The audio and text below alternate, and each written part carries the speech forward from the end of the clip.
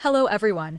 Today we begin with Baris Baktas through a real controversy that did not come from a fictional plot, but from a behind-the-scenes clip that resurfaced after Kensesekleri had already ended.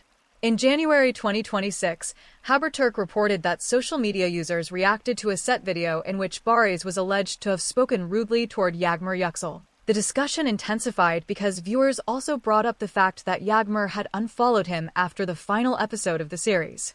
Baris then issued a statement explaining that the words heard in the clip were part of a set joke, that he was responding to someone behind the camera rather than insulting his female partner, and that the environment on set was based on laughter and respect. For Yagmur Yuksel, the same incident became a different kind of story. Even though the original focus was on Baris's clarification, many fans treated Yagmur's silence and earlier unfollowing as material for theories about tension, disappointment, or distance after the series ended. None of those theories can be treated as fact, but they show how strongly viewers had fused Baris and Yagmur's professional partnership with their private social media behavior. A single unfollow became, for some fans, more dramatic than an entire scripted episode. Returning to Baris, the important part is not whether every viewer accepted his explanation. The important part is how quickly a few seconds of footage can threaten an actor's public image when that actor is already attached to an emotionally intense fandom. For a performer who built a large following through romantic restraint, masculine protection, and emotional seriousness, even the perception of disrespect can damage the fantasy that made people trust the character. That is why his response had to be direct.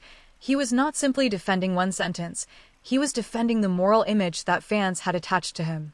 For Yagmur, the controversy also reveals the burden placed on young actresses in fandom spaces.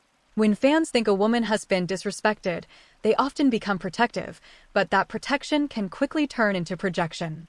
Instead of waiting for clear statements, some communities start building emotional narratives around silence, body language, old photos, and social media changes.